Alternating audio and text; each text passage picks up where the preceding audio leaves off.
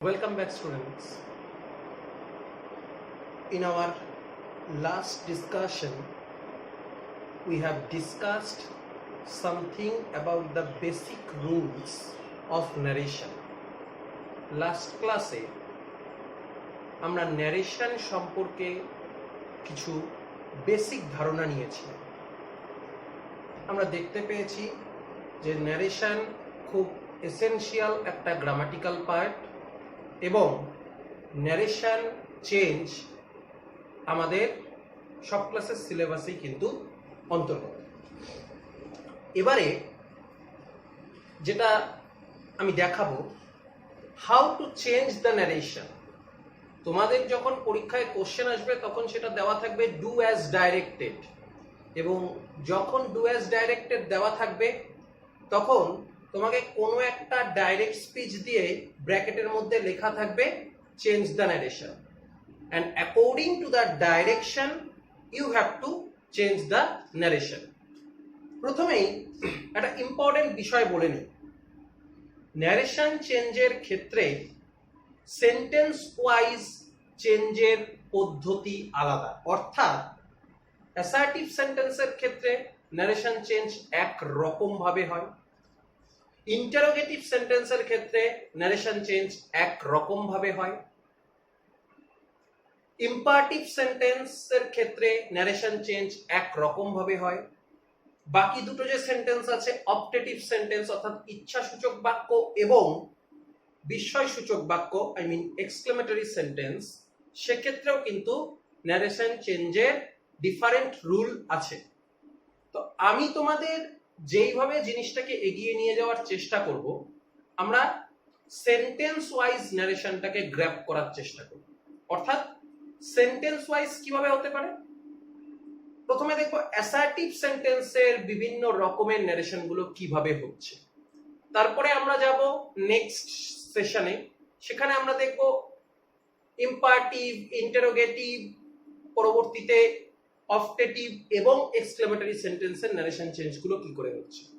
Try to follow it out what I am writing on this board, just follow it out.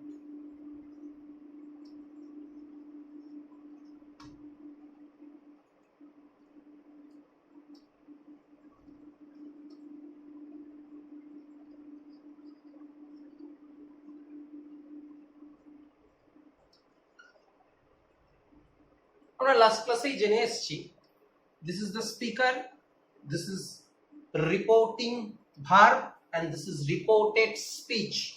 আমি reporting ভার্বটার নাম দিয়েছি বাইরের verb, এবং রিপোর্টেড স্পিচের মধ্যে যে ভার্বটা আছে তার আমি নাম দিয়েছি ভেতরের ভার্ব বা ইন্টারনাল ভার্ব।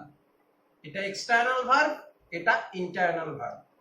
ন্যারেশন চেঞ্জে আমাকে সব সময় মাথায় রাখতে হবে যে আমার এই যে এক্সটার্নাল ভার্ব বা বাইরের ভার্বটা আছে সেটা কিসে আছে, সেটা পাস্ট টেন্সে আছে, প্রেজেন্ট টেন্সে আছে, নাকি ফিউচার টেন্সে আছে। পাস্ট টেন্স হলে আমাকে একরকম প্রক্রিয়ায় ন্যারেশনটাকে চেঞ্জ করতে হবে, প্রেজেন্ট টেন্স হলে আরেক রকম ভাবে ন্যারেশনটাকে চেঞ্জ করতে হবে, এবং ফিউচার টেন্স যদি থাকে তবে রিপোর্টেড স্পিচটাকে অন্য রকম উপায়ে ইনডাইরেক্ট স্পিচ বা ন্যারেশন চেঞ্জ করতে হবে। এবারে আমরা এই প্রথমটাতেই আসছি, সেইজ। হি যেহেতু থার্ড পারসন সিঙ্গুলার নাম্বার, সেই কারণে দেখো সে কথাটার পরে এস যুক্ত হয়েছে, তার মানে এটা প্রেজেন্ট টেন্সে আছে। সে, সেইড, সেইড। সে হলো প্রেজেন্ট ফর্ম, সেইড হলো পাস্ট ফর্ম, এবং আরেকটা যে সেইড আছে সেটা হলো ভার্বের থার্ড ফর্ম বা পার্টিসিপল ফর্ম। এবারে এটা দেখলেই বোঝা যাচ্ছে যে এটা কিসে আছে, এটা প্রেজেন্ট টেন্সে আছে। এবার যেহেতু এই জিনিসটা প্রেজেন্ট টেন্সে আছে, আমাকে ন্যারেশন চেঞ্জের ফলো আপটাতে নিয়ে যেতে হবে। কি করলাম দেখো, হি says that he plays football। খুব মনোযোগ সহকারে দেখো, খুব মনোযোগ সহকারে। আমি চেঞ্জগুলো কি করলাম, প্রথম যে চেঞ্জটা করলাম কমাটাকে তুলে দিলাম, কমাটাকে তুলে দিয়ে কমার পরিবর্তে দ্যাট কথাটা বসালাম। তারপরে কি করলাম, ইনভার্টেড কমাটাকেও তুলে ফেললাম। আমি তোমাদের বলছিলাম যে কখনোই ইনডাইরেক্ট স্পিচে ইনভার্টেড কমা থাকতে পারে না, কারণ ইনডাইরেক্ট স্পিচটা তৃতীয় কোনো ব্যক্তিত্ব নিজের মতো করে বলে। তাহলে সে, প্রথমের লাইনটা দেখো, সে বলে আমি ফুটবল খেলি। আর এখানে কি বললাম, সে বলে যে, দ্যাট কথাটা যে অর্থে ব্যবহৃত হচ্ছে বাংলায়, যে সে বলে যে সে ফুটবল খেলছে। Mind it. এইবারে দেখো এখানে বাইরে কি ভার্ব ছিল, বাইরে ছিল প্রেজেন্ট, বাইরে প্রেজেন্ট। ভেতরে কি ভার্ব ছিল, ভিতরেও ছিল প্রেজেন্ট।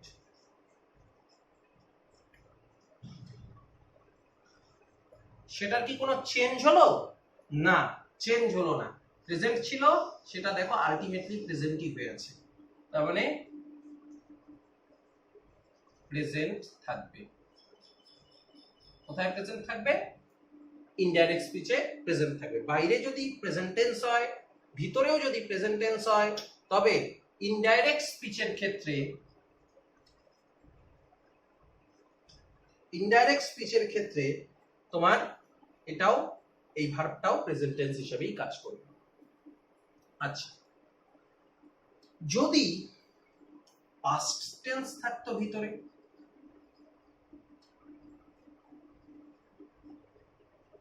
তবেও পাস্ট টেন্সই হতো। যদি ভিতরে ফিউচার টেন্স থাকতো, অর্থাৎ এক্সটার্নাল ভার্বটা যদি ফিউচার হতো, তবে সেটাও ফিউচারই থাকতো।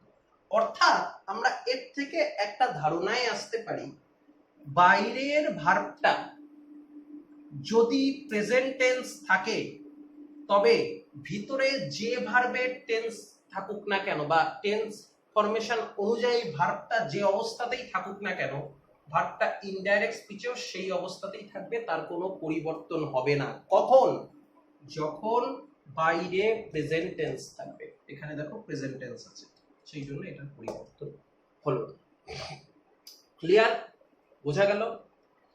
এইবারে আরো একটা পরিবর্তন লক্ষ্য করা গেল। কি পরিবর্তন? দেখো এখানে স্পিকারটা ছিল হি প্রথম সেন্টেন্সে, এটা ঠিকই আছে, কিন্তু এইখানে রিপোর্টেড স্পিচটার মধ্যে, অর্থাৎ ইনভার্টেড কমার ভিতরে আই ছিল, আইটা চেঞ্জ হয়ে হি হয়ে গেল। কেন? নিশ্চয়ই তার স্পেসিফিক কিছু কারণ আছে। বাংলা দিয়ে যদি চিন্তা করতে যাই, ব্যাপারটা এরকম, সে বলে আমি ফুটবল খেলি। সে বলে যে, আমি তো নিশ্চয়ই বলবো না আমি ফুটবল খেলি, তাহলে যে বলছে সে ফুটবল খেলে, তাহলে সে বলে যে সে ফুটবল খেলে, এই জন্য আই কথাটা হিতে রূপান্তরিত।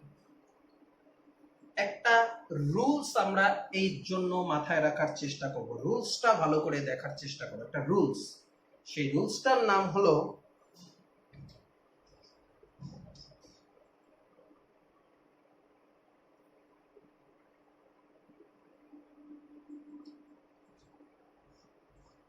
SLN rules. অর্থাৎ যখনই ন্যারেশন চেঞ্জ হবে, তখন ফার্স্ট পারসন যদি কেউ থাকে, ফার্স্ট পারসন মানে আমি, আমরা যদি থাকে, তবে এই ফার্স্ট পারসন পরিবর্তিত হবে স্পিকার রূপে। ক্লিয়ার? সেকেন্ড পারসন যদি থাকে, অর্থাৎ এটা যদি ইউ হতো, তবে সেটা লিসেনার রূপে রূপান্তরিত হতো। চিন্তা করে দেখো, হি সেজ ইউ প্লে ফুটবল, সে বলল তুমি ফুটবল খেলো। এবার তুমি বলতে কাকে বোঝানো হচ্ছে এখানে? অন্য কাউকে তো সে বলছে না, নিশ্চয়ই আমাকেই বলছে। তাহলে সে বলে যে আমি ফুটবল খেলি, তার মানে আমি যেহেতু সেকেন্ড, আমি যেহেতু ছিলাম, অর্থাৎ ইউ ছিল, ইউ হলো সেকেন্ড পার্সনটা রূপান্তরিত হয়ে লিসেনার হয়ে গেল, লিসেনার আমি সেটা হয়ে গেল।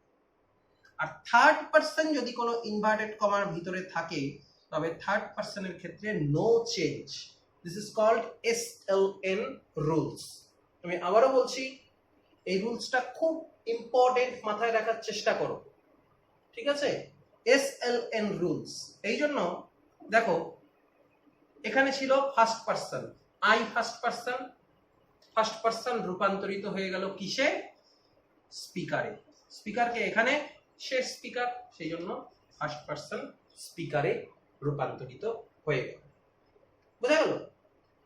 এবারে আমরা দেখব যদি বাইরে প্রেজেন্ট টেন্স থাকে, ভেতরে যদি পাস্ট টেন্স অথবা ফিউচার টেন্স থাকে, তাহলে সেটা পাস্ট বা ফিউচার হয় কিনা।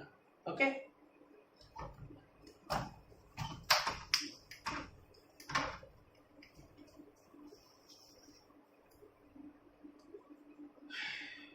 খুব ভালো করে দেখো।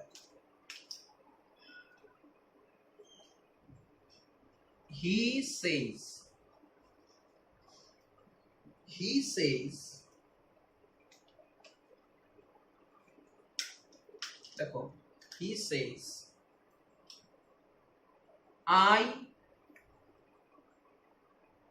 went there, সে বলল আমি সেখানে গেছিলাম। I went there, সে বলল, সে কি বলল? I went there। বাইরে কোন টেন্স? প্রেজেন্ট। ভিতরে কোন টেন্স? পাস্ট। এবারে আই আছে, তার মানে আই ফার্স্ট পার্সন, তাহলে হি says that he went there. অর্থাৎ কোন রকম কোন চেঞ্জ কিন্তু হলো না, অর্থাৎ কোন রকম কোন চেঞ্জ আমরা দেখতে পেলাম না। ক্লিয়ার? এইবারে দেখি ফিউচার টেন্স হলে কি হতো।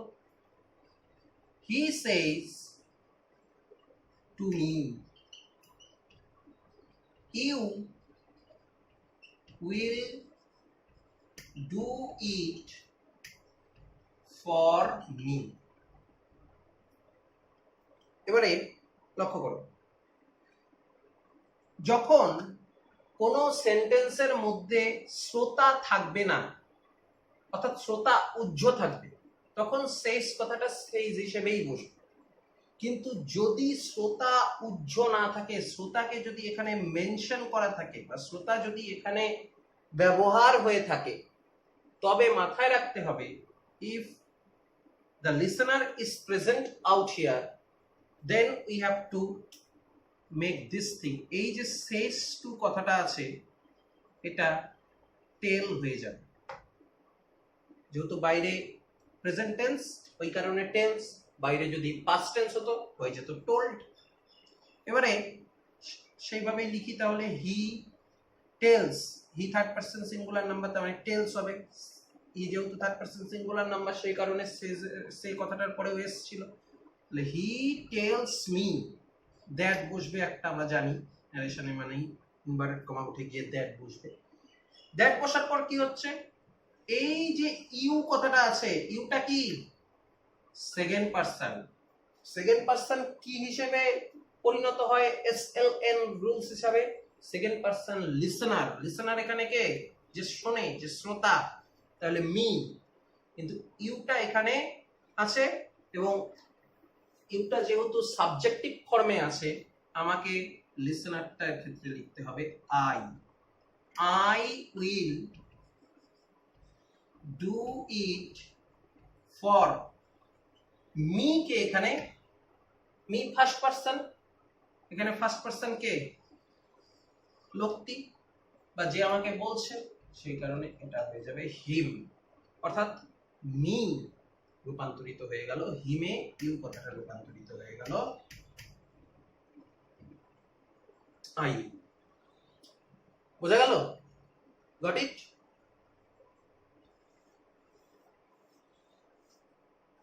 এবারে we should remember one thing, যে বাইরে যখনই প্রেজেন্ট টেন্স থাকবে, মাইন্ড ইট, ভেতরে যে টেন্সই থাকুক না কেন, ইনডাইরেক্ট স্পিচে করতে গেলে আমি কোনো অবস্থাতেই বা কোনো সিচুয়েশনেই আমি টেন্সগত পরিবর্তন করতে পারবো না। টেন্সগত পরিবর্তন কিন্তু আমি ডেফিনেটলি করতে পারবো না। It's next to impossible for me to do the tense related change. Okay, tense related কোনো পরিবর্তন আমি করতে পারবো না। past tense থাকলে past tense-ই হবে, present tense থাকলে present tense-ই হবে, future tense যদি থাকে ডেফিনেটলি future tense-ই কিন্তু ইউজ হবে। বুঝাতে পারলাম? ওকে, now we are going to start the second phrase. Just look at it.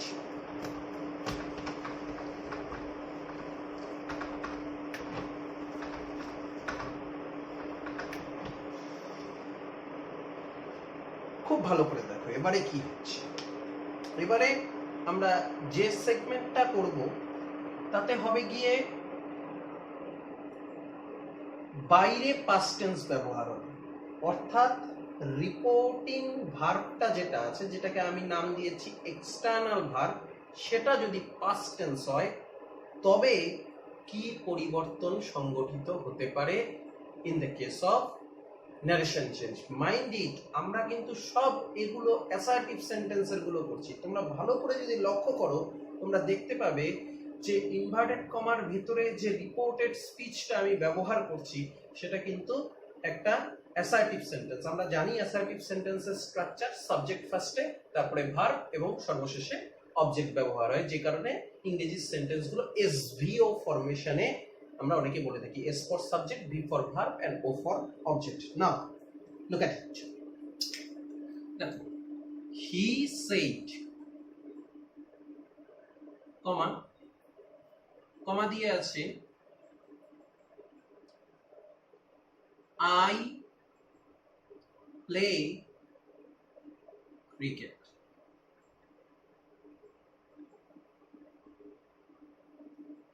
ভালো করে লক্ষ্য করো, এক্সটার্নাল ভার্বটা কি, বাইরে কি, বাইরে পাস্ট টেন্স, ভেতরে কি আছে, কোন টেন্স, ভিতরে প্রেজেন্ট টেন্স। আমরা আগে লিখে নেই, তারপরে পরিবর্তনটা দেখাবো। এটা রুলস নাম্বার 1। দেখো, হি সেড, তারপরে আমরা কি শিখেছি, কমা আর ইনভার্টেড কমা উঠে গিয়ে একটা দ্যাট বসে, তাহলে হি সেড দ্যাট। এবারে আমরা এসএলএন সিস্টেমের মধ্যে দিয়ে জেনেছি যদি ফার্স্ট পারসন থাকে, আমরা জানি প্রত্যেকে আই আর উই ফার্স্ট পারসন, আই আর উই ফার্স্ট পারসন, ইউ তুমি অথবা তোমরা, তোমরা ক্ষেত্রেও ইউ বলা হয়, সেটা সেকেন্ড পারসন, এবং থার্ড পারসন হলো হি, তারপরে শি ইত্যাদি। এটা আমরা জানি, বা দে ইত্যাদি। এবারে ফার্স্ট পারসন থাকলে সেটা কি হিসেবে রূপান্তরিত হয়, আমি কি বলছি, স্পিকার হিসেবে। Who is the speaker out here, he is the speaker, তাহলে he will come out here, he. এইবারে যখনই বাইরে পাস্ট টেন্স থাকবে, ভিতরে প্রেজেন্ট সিম্পল টেন্স থাকবে, মাইন্ড ইট, প্রেজেন্ট সিম্পল বা প্রেজেন্ট ইনডেফিনিট টেন্স থাকবে, তখন ভিতরের টেন্সটা পাস্ট টেন্স হয়ে যাবে, হি প্লেড ক্রিকেট। তার মানে বাইরে পাস্ট, ভিতরে যদি প্রেজেন্ট সিম্পল থাকে তবে ভিতরের প্রেজেন্ট সিম্পলটা পাস্ট সিম্পল হবে। এটা একটা ফর্মুলা। সে বলেছিল আমি ক্রিকেট খেলি, লেখার সময় কি লিখব, সে বলেছিল যে সে ক্রিকেট খেলছিল, মাইন্ড ইট, সে ক্রিকেট খেলছিল, got it. Next, he said কমা দিয়ে ইনভার্টেড কমার মধ্যে I had played cricket. Look at this.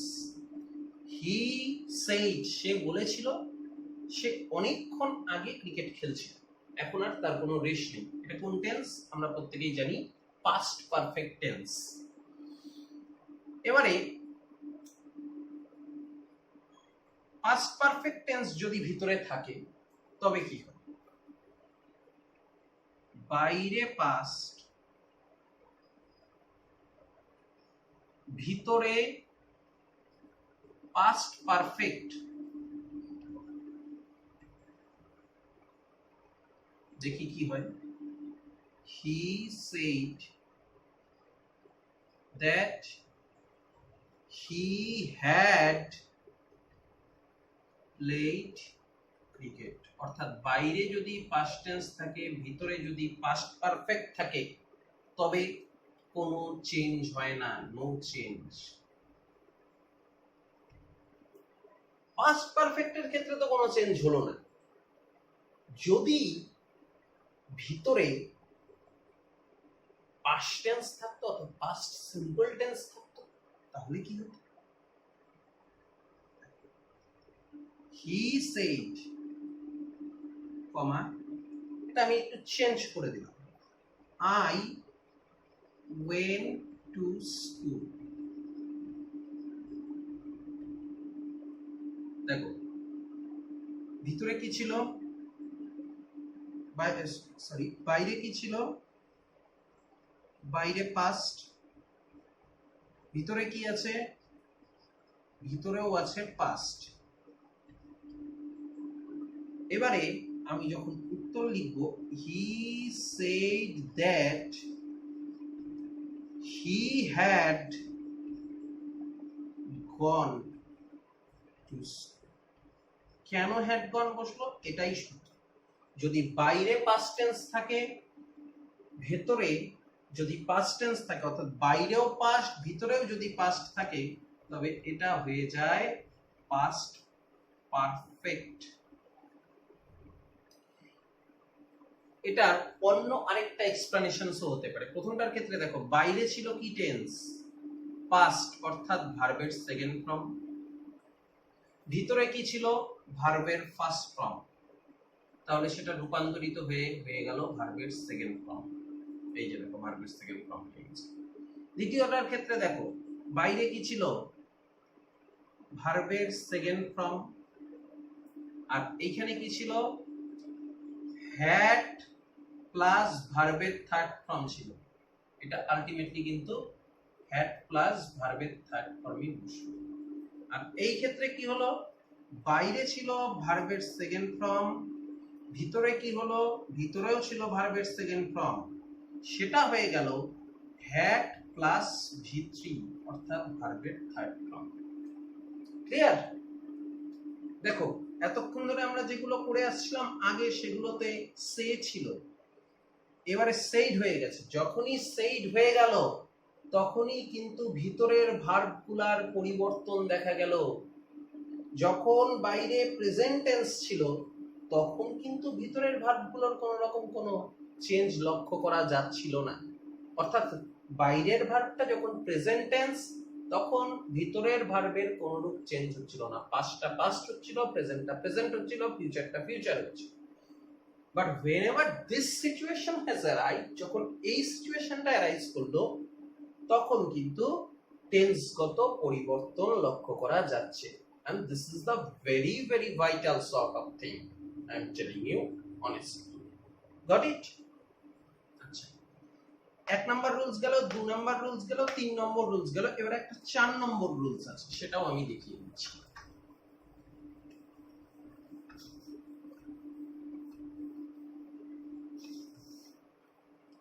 Rules number 4, এটা ভালো করে লক্ষ্য করো। হি সেড কমা দিয়ে ইনভার্টেড কমার মধ্যে I was doing the work. Doing the work, মনে করো আমি দিয়ে দিলাম ইয়েস্টারডে, স্বাভাবিক পাস্ট টেন্স হতেই পারে। আমি গতকাল কাজটি করছিলাম, সাধু ভাষায় বললে করিতেছিলাম। এইবারে এটার পরিবর্তনটা লক্ষ্য করো, হি সেড দ্যাট, হি। এবারে আমরা কি জেনে আসছি, বাইরে পাস্ট টেন্স আছে, ভিতরেও পাস্ট টেন্স, ওয়াজটা তো পাস্ট টেন্স, তাহলে বাইরে যদি পাস্ট টেন্স থাকে, ভিতরেও যদি পাস্ট টেন্স থাকে, তবে সেটা কি হয়ে যায়, পাস্ট পারফেক্ট। হ্যাড পাস্ট পারফেক্টের সূত্র, তারপরে ভার্বের থার্ড ফর্ম।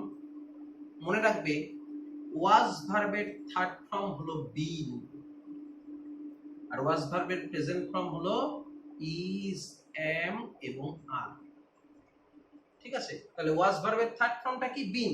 কেন বিনটা বসবে, কারণ আমরা জানি যে বাইরে যদি পাস্ট টেন্স হয়, ভিতরে যদি পাস্ট টেন্স হয়, ওয়াজ কথাটা দেখেই তো বুঝতে পারছি পাস্ট টেন্স। যদি পাস্ট টেন্স হয় বাইরে, ভিতরেও যদি পাস্ট টেন্স হয়, তবে সেটা পাস্ট পারফেক্ট হবে। এই যে পাস্ট পারফেক্ট বসলো, অ্যাড বসলো, তারপরে ভার্বের থার্ড ফর্ম বসলো, অ্যাজ ইজি অ্যাজ ওয়াটার, তারপরে যা আছে তাই লিখবো, ডুইং দা ওয়ার্ক। এইবারে আমি যদি ইয়েস্টারডে কথাটাকে এখানে লিখে দেই না, আমাকে টোটালটা কেটে দিয়ে the examiner will provide me a big zero. Why? কারণ কোন সময় ডাইরেক্ট স্পিচ থেকে যখন ইনডাইরেক্ট স্পিচে আমি কোনো নারেশন চেঞ্জ করব, তখন কিছু পরিবর্তন আমাকে আনতে হয়। দিস থাকলে দ্যাট, আমি চারটা পরে দিয়ে দিচ্ছি, দিস থাকলে দ্যাট হয়, THESE দিস থাকলে দোজ হয়, ইয়েস্টারডে থাকলে দ্য প্রিভিয়াস ডে হয়, টুমরো থাকলে দ্য নেক্সট ডে হয়, নাও থাকলে দেন হয়, আর টুডে থাকলে দ্যাট ডে হয়। ঠিক আছে, আমি চারটা পরে একবার লিখে দিচ্ছি তোমাদের সুবিধার্থে। সো ডুইং দ্য ওয়ার্ক, তাহলে ইয়েস্টারডে থাকলে দ্য প্রিভিয়াস ডে, প্রিভিয়াস কথাটার মানে হলো আগের। এইবারে লক্ষ্য করো, তাহলে বাইরে ছিল পাস্ট, বাইরে কি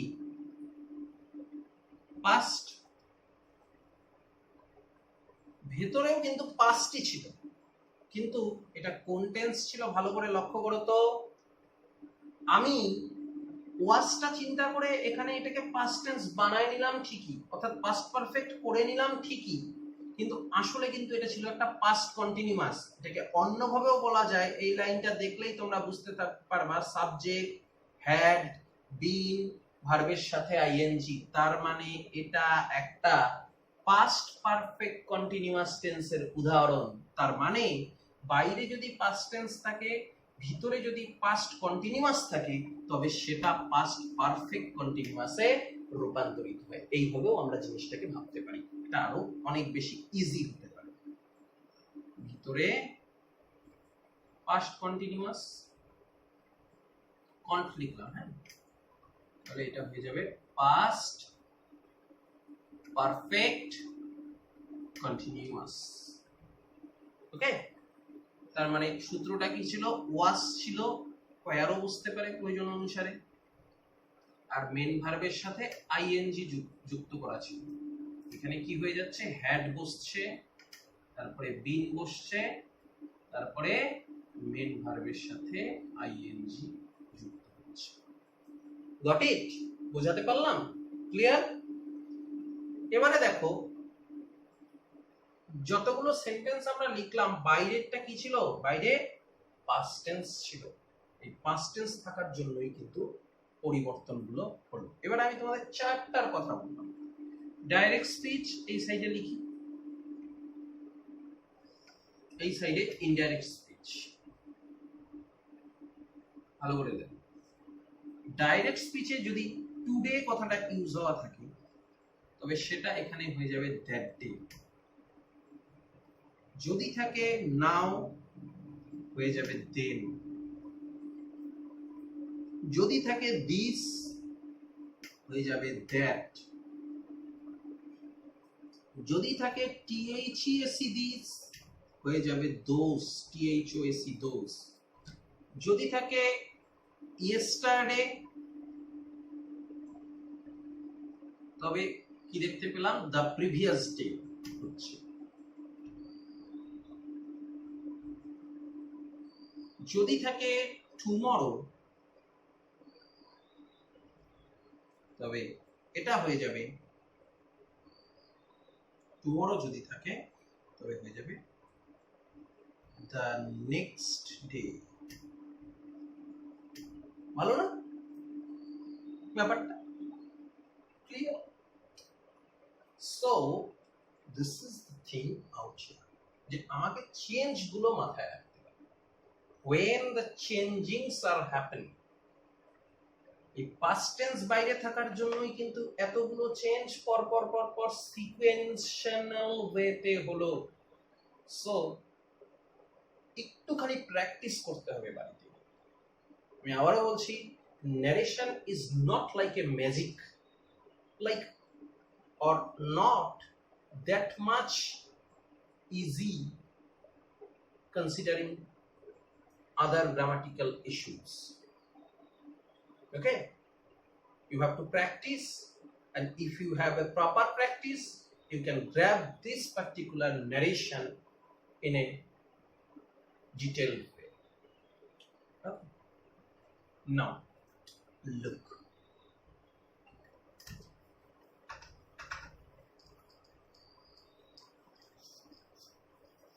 এবারে আমরা দেখব বাইরে যদি ফিউচার টেন্স হয়, what is the procedure to change the internal verb? He will say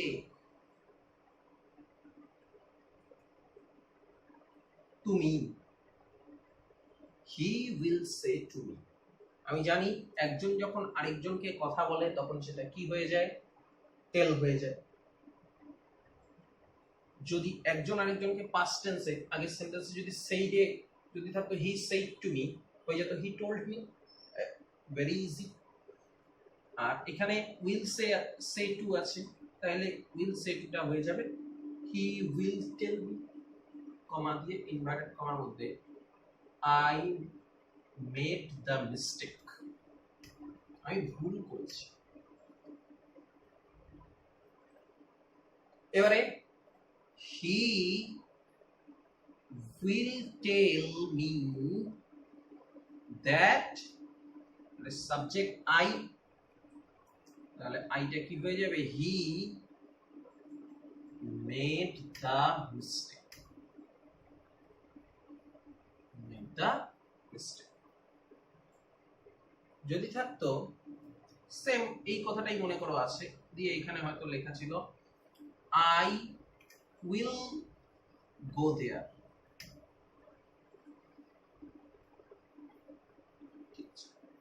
তাহলে কি হতো, he will tell me that, আইটা কি সে, he will go there। ভালো করে লক্ষ্য করো, এখানে ছিল মেড, মেডটা মেডই থাকলো, উইল গো ছিল, উইল গোটা উইল গোই থাকলো। তার মানে বাইরে যদি ফিউচার টেন্স থাকে,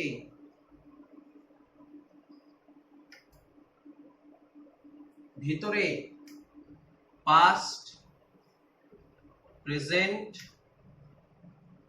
অথবা ফিউচার যাই থাকুক না কেন, নো চেঞ্জ, কোনো চেঞ্জ হবে না। অর্থাৎ পাস্ট টেন্স পাস্ট হবে, প্রেজেন্ট টেন্স প্রেজেন্ট হবে, ফিউচার টেন্স ফিউচার হবে। যেমন বাইরের টেন্সটা যখন প্রেজেন্ট টেন্স ছিল তখন যেমন হয়েছিল, exactly same thing is happening out here also. Got it? তাহলে অ্যাসার্টিভ সেন্টেন্সের পোরশনটা কিন্তু we have already completed। Assertive সেন্টেন্সটা আমাদের বেশ কিন্তু মোটামুটি একটা হয়ে গেল।